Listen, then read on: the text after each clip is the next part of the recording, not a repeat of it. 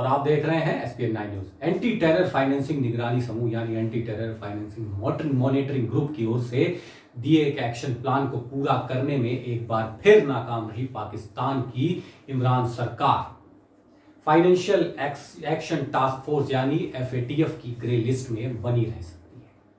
Pakistan FATF के 6 प्रमुख दायित्वों को पूरा करने में असफल रहा है। इस लिस्ट में भारत के 2 सबसे वांछित आतंकवादी मौलाना मसूद अजहर और हाफिज सईद के खिलाफ कार्रवाई शामिल है। अधिकारियों का कहना है कि एफएटीएफ की आधिकारिक सूची से 4000 से अधिक आतंकवादियों के अचानक गायब होने से वैश्विक धन शोधन और आतंकवादी वित्त पोषण निगरानी की ग्रे लिस्ट में पाकिस्तान के बने रहने की संभावना बढ़ सकती है।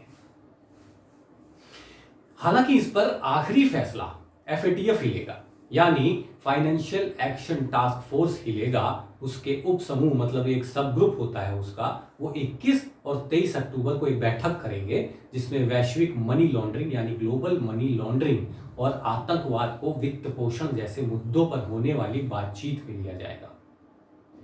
पीटीआई एक समाचार एजेंसी है, उसके मुताबिक एफएटीएफ ने पाकिस्तान को आतंक के वित्त पोषण की पूरी तरह से जांच के लिए कुल 27 कार्य योजना के दायित्व दिए थे, जिनमें से अब तक ये 21 को मंजूरी दे चुका है, लेकिन कुछ प्रमुख कार्यों में विफल रहा है।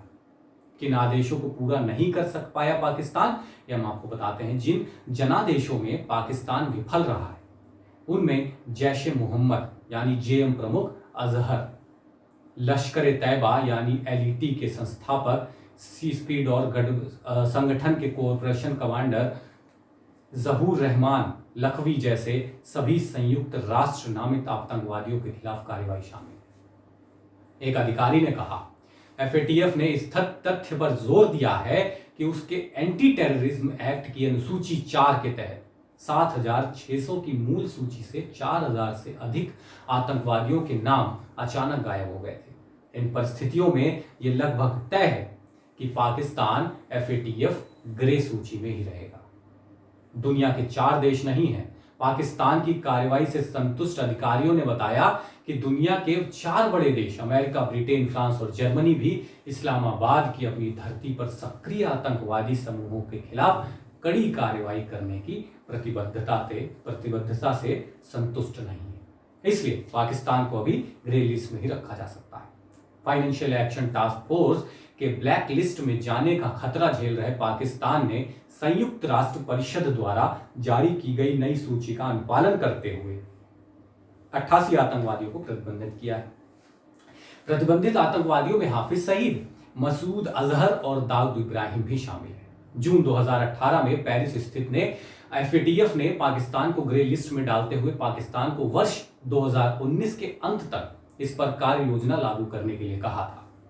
बाद में इस अवधि को वैश्विक महामारी कोविड-19 को ध्यान में रखते हुए बढ़ा दिया गया, जो कि 18 अगस्त 2020 को पाकिस्तान सरकार ने अंडरवर्ल्ड डॉन दाऊद इब्राहिम, जैश ए मोहम्मद प्रमुख मसूद अजहर एवं जमात उद दावा के प्रमुख हाफिज सईद जैसे आतंकी संगठनों के प्रमुख नेताओं पर प्रतिबंध की घोषणा करते हुए 2 सूची जारी की गई।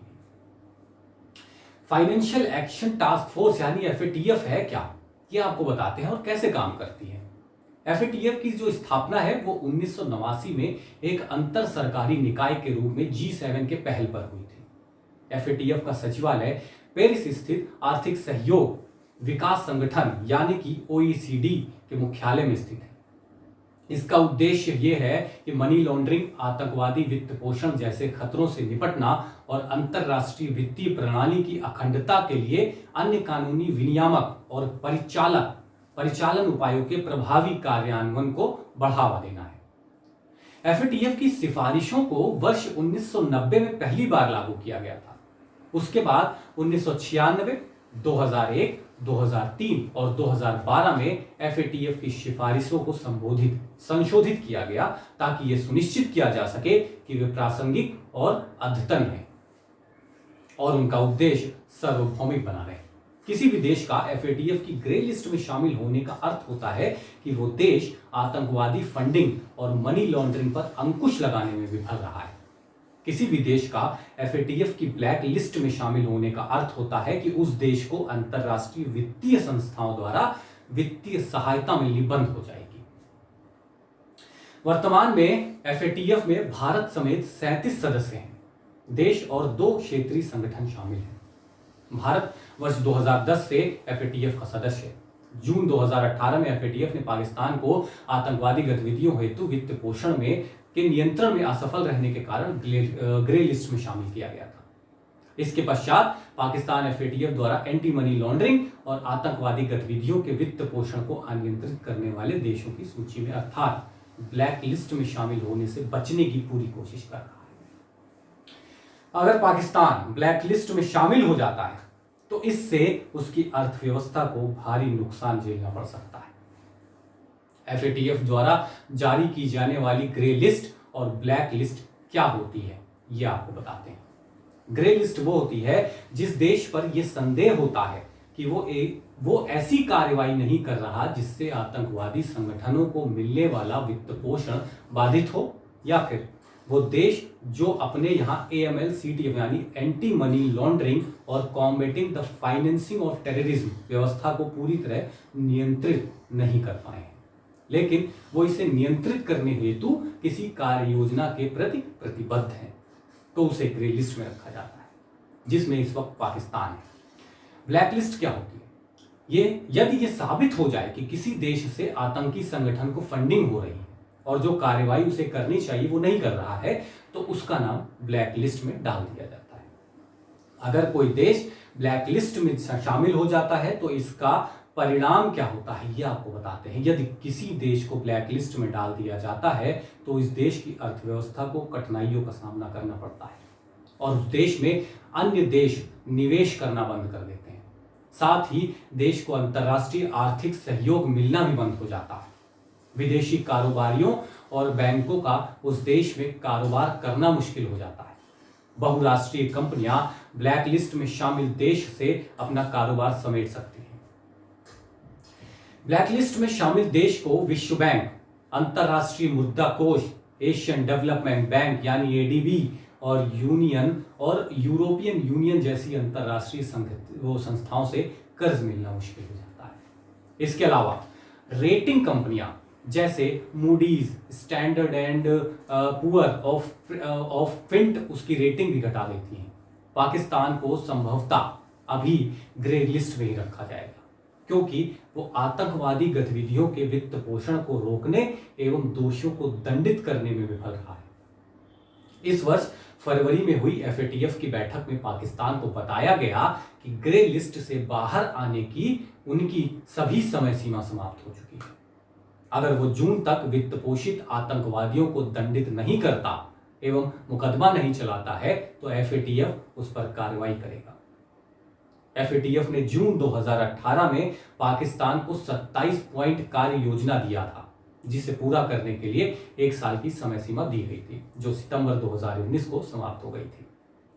पाकिस्तान इस 27 पॉइंट कार्य योजना को पूरा नहीं कर पाया। इस बात पर एफएटीएफ ने पाकिस्तान की असफलता पर गंभीर चिंता व्यक्त की है। एफएटीएफ ने पाकिस्तान को अपने निगरानी सूची में रखने का निश्चय क्यों किया है, उसने निगरानी में भी पाकिस्तान को रखा है, वो बताते हैं कि क्यों किया है। पाकिस्तान वर्ष 2012-15 तक इसी सूची अर्थात ग्रे लिस्ट में मौजूद था। पाकिस्तान सुरक्षा परिषद की 1268 प्रतिबंध समिति द्वारा प्रतिबंधित समूहों जैसे लश्कर-ए-तैयबा, जैश-ए-मोहम्मद और हक्कानी नेटवर्क पर कानूनी कार्रवाई करने में असफल रहा है पाकिस्तान। हाफिज सईद और मसूद अजहर जैसे उनके नेता लगातार सार्वजनिक रैली आयोजित करते आए हैं और स्वतंत्र रूप से गार्नर सपोर्ट और उपहार प्रदान करते आए हैं। लश्कर-ए-तैयबा, जैश-ए-मोहम्मद दोनों भारत में होने वाले आतंकी हमलों का श्रेय लेते हैं और भारत में होने वाले इस प्रकार के आतंकवादी हमलों की प्रशंसा भी करते हैं। इन संगठनों ने पाकिस्तान में अपना बेस या फिर कैंप मुरीद के और बहावलपुर किले जैसे मुख्यालय के रूप में स्थापित किए हैं, लेकिन इन मुख्यालयों पर पाकिस्तान सरकार उचित कार्रवाई कभी नहीं कर पाती। ग्रे लिस्ट में रहना पाकिस्तान के लिए नई बात नहीं है। इससे पहले भी पाकिस्तान ग्रे लिस्ट में रह चुका है एवं दिखावे के लिए कई कार्य योजना लाता रहा है, जो अंततः केवल एक कागजी कार्रवाई सिद्ध होती है। अगर आपको लगता है कि पाकिस्तान को ब्लैक लिस्ट में जाना चाहिए तो हमें कमेंट करके जरूर बताएं। अगर आपको ये वीडियो पसंद आई है तो इसे लाइक भी करें। नमस्कार।